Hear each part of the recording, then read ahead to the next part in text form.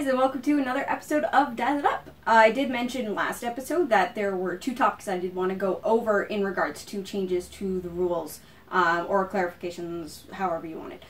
This is specifically in regards to changes to the rules. Now, a few months back, let's see when this article was. Does it have a date on it? It doesn't have a date on it.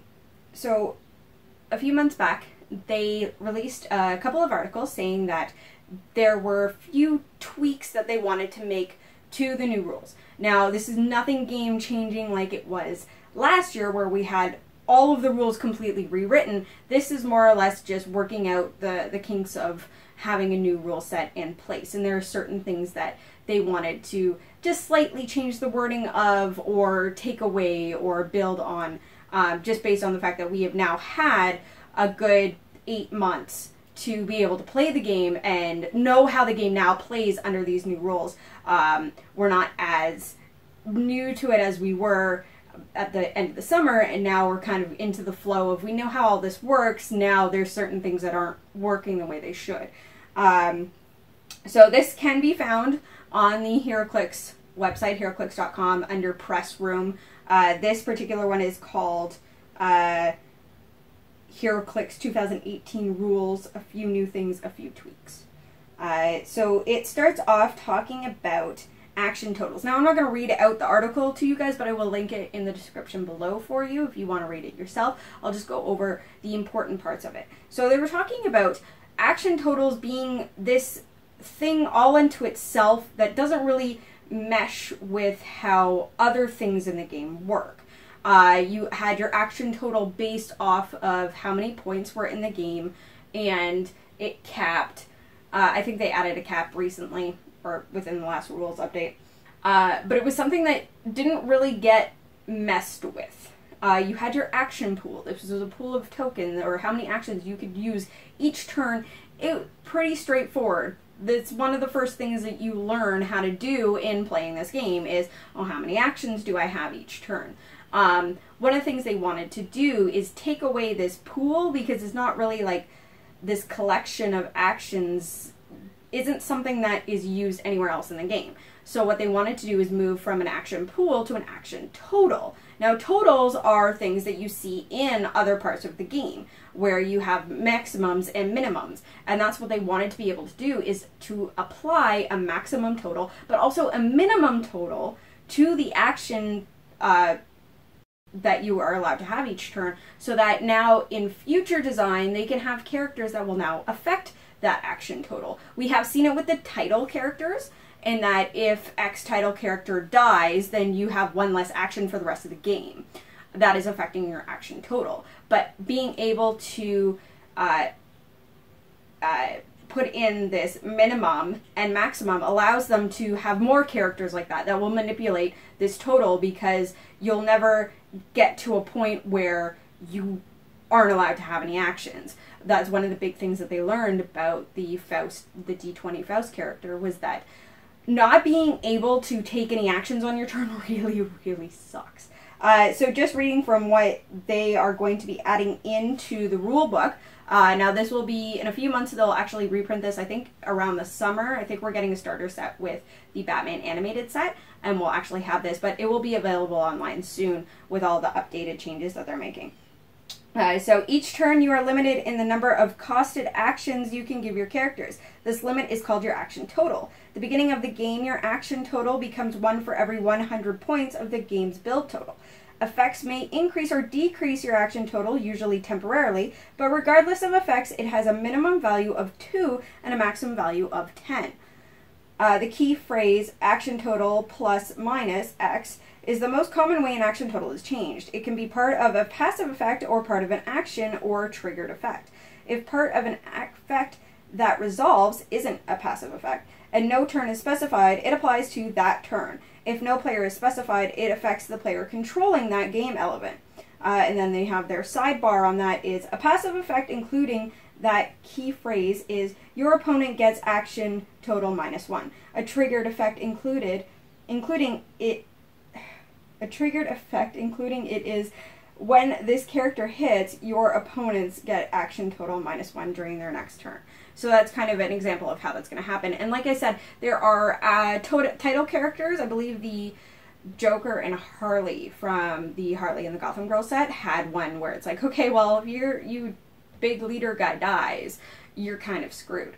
So that was what they're going to be adding into the rulebook for action totals. The next thing that they wanted to add in is stuff for bystanders. Now, they're not fundamentally changing bystanders, but they are going to add something into this called autonomous. And I'm going to say that wrong, and you guys are going to laugh at me, and I don't care because I pronounced this word wrong, and I know Jason's already laughing at me. Basically, it means that bystander, their actions don't count towards your action total. We've seen this many times. It's usually a trait or a special power that bystanders have. Now it's actually going to be a combat symbol. So it's the regular fist, but it has a thick line through it, much like the shield has the line through it for Indomitable. So what they want to do is add this in as a quick shortcut for future bystanders so that we know, oh, those guys aren't going to affect my action total. I can do whatever I want with them. And I'm not sure if they're going to retroactively add this to some bystanders because we didn't see it in the Xavier's school, and I don't believe we saw it on any characters in Infinity War. Avengers Infinity. But the other thing they want to add in is that we are going to have a max number of bystanders that a character can create. So this is what's going to be added into the rulebook for bystanders.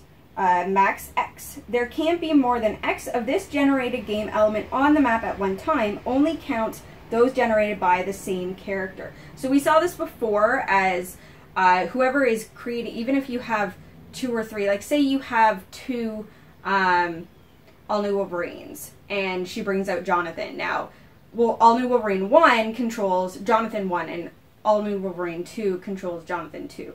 So we've seen this many times as just kind of a standard rule that bystanders relate to the character that brought them out, not every character of that name. And then they sidebar it. A character has free, generates 2 rat bystanders, max 2. If rat bystander generated by this character is already on the map, you only generate 1 more bystander, not 2. If 2 rat bystanders created by this character are already on the map, this ability can be activated but nothing is generated. So whenever you have a max number, even if you have a power that allows you to bring out 2 or 3 at a time, you still have to look at what your max number is and you can't go beyond that max number. So you can activate a power and it's not going to do anything because you already have those bystanders on the board.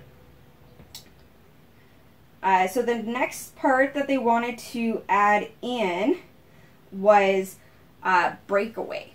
Just kind of tweaking Breakaway. Now this is a way that Breakaway kind of has always worked, but it wasn't as universally known or universally applied to all actions that would allow you to do a movement and an attack. So what they're doing right now with Breakaway is making a universal rule with Breakaway that if you fail to break away, regardless of anything else that should have happened in that action, you're done.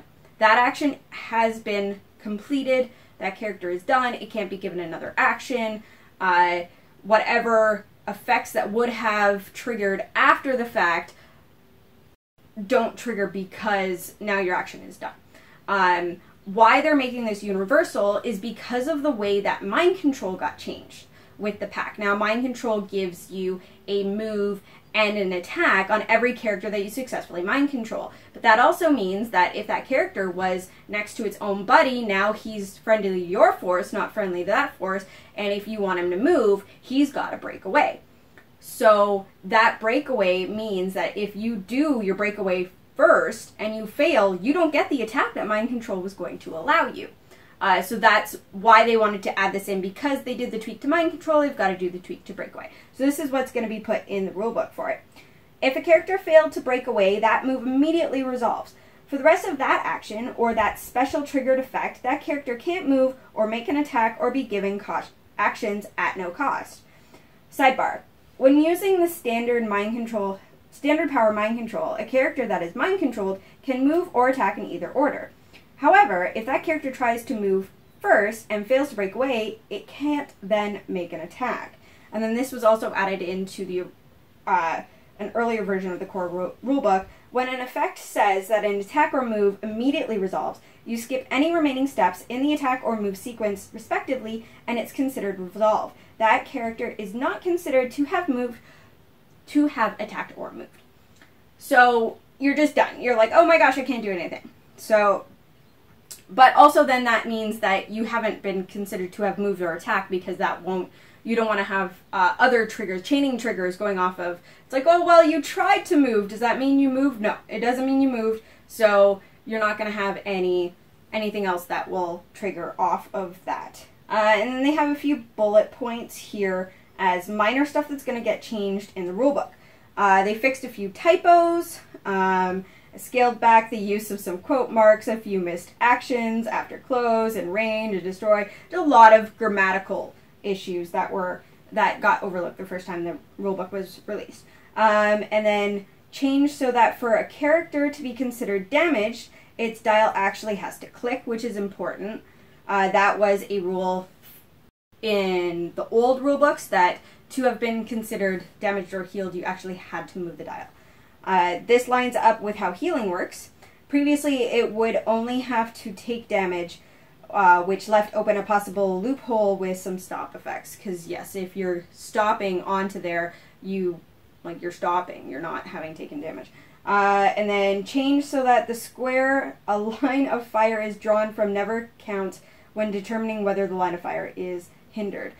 So this is something, again, was in the original rules but didn't get into the new rule book. You never count the square that you are drawing line of fire from. So if you are on a single square of hindering, drawing line of fire out clear, it's not considered a hindered line of fire. This rule applies to both hindering terrain and heavy objects in that square. This changes the answer to the age-old obscure Heroclix rule where a line of fire drawn to yourself or your square becomes hindered if you're standing in the hindering terrain. Now it makes sense, and you can see yourself and the ground under you. Note this rule applies even if you have a special power that lets you draw a line of fire from a square other than your own.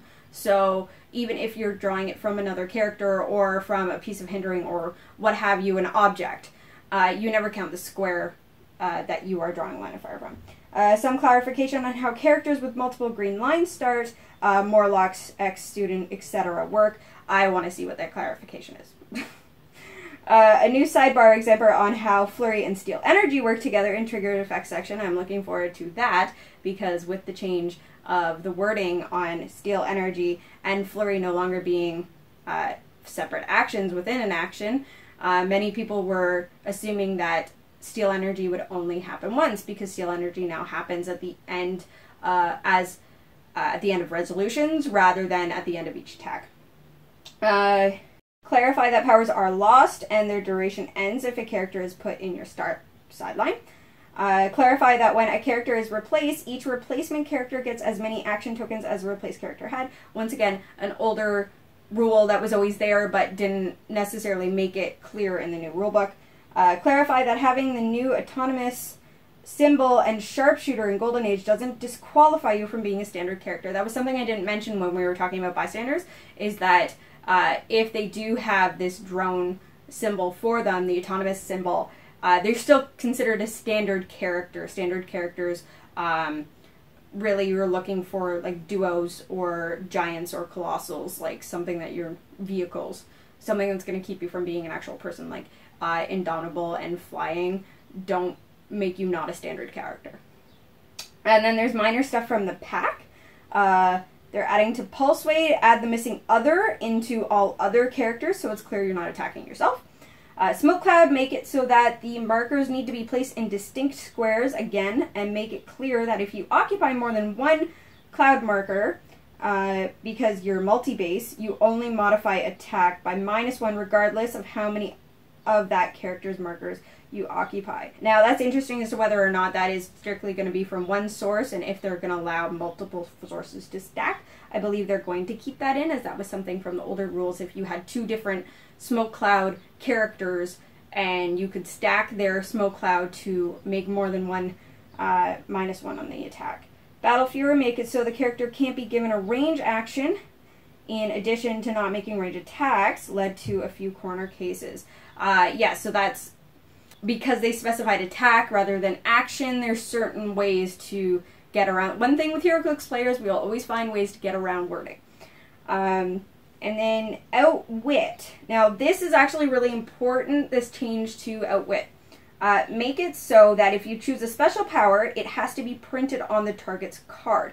Now this is specifically special power has to be on the card, not standard power. Standard power, you can still just pick a standard power regardless of where they're getting it from, a equipment or a resource, another character, that you could still pick that and they say they can't. Sideline, they can't use it. You can still choose any standard power, whether on their card or not. While there were a handful of uses in Golden Age with countering special powers granted to a character in certain ways, many of the effects that grant powers use traits to do so. It led to a lot more confusion and rules uncertainty than we thought, and we now have rules language for referring to printed cards, so we're tightening this up.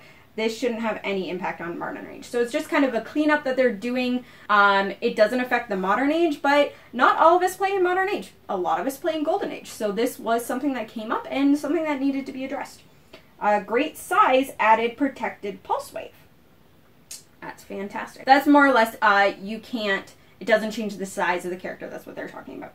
This was always meant to be here and slipped us last time. Pulse Wave isn't intended to suddenly shrink you down for an instant, which led to a weird line of fire interaction.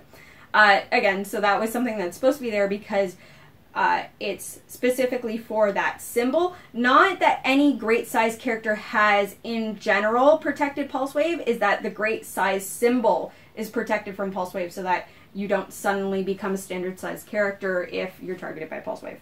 And they have added in a new key phrase called immune. This is being defined as what first turn immunity gives a character, can't be moved, placed, damaged, or targeted by opposing game elements. Now we can use it very sparingly as something a character can temporarily gain after the first turn. That's an interesting kind of game element that they're just going to throw into the game, added in something brand new. Not necessarily brand new because this is what we had for first turn immunity, but now we're going to see it possibly on characters outside of that first turn. So say we have a character that has a stop click that says, now they're immune for a turn. Whatever. That's an extreme case. Don't go by that. That was just me throwing stuff out there. So that was the initial rules update that they made, the tweaks, the changes that needed to be made to make all of those new rules that they added in last summer just flow a little bit better. They did release a second article talking about the feedback that they got from players, but nothing actually got changed in the second article. They're most or less just addressing concerns that players that wrote into them had brought up to them.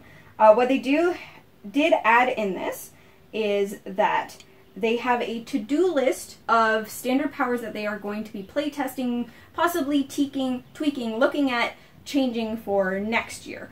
And the powers on that are Force Blast, Earthbound Neutralize, Leap, Climb, and Phasing Teleport, Super Strength, Charge and Combat Reflexes, Mind Control, Battle Fury, Pulse Wave, and Quake, and Outwit. Now a lot of those did get changed in the most recent pack, but it's more or less they want to just focus on, should we change these? Leap, Climb, yes. Force Blast, possibly. They already made a huge change to Earthbound Neutralize, so a lot of this is going to involve playtesting and looking at what they can do over the next year with those powers. Now, that doesn't necessarily mean that these are powers that are going to change or that they are the only powers that are going to change. They're kind of just giving us a heads up that, hey, yeah, we are looking at this and we want to see if we can make the game better by slightly changing these powers. So that was the rules update for this year. And hopefully I went over it with you guys. Again, I'm going to put the link to those articles in the description down below so you guys can have a better read over it and not just me babbling on with it. But if you do have any comments, questions, or concerns, just let me know down below. We'll see you guys next time for another episode of Dial It Up.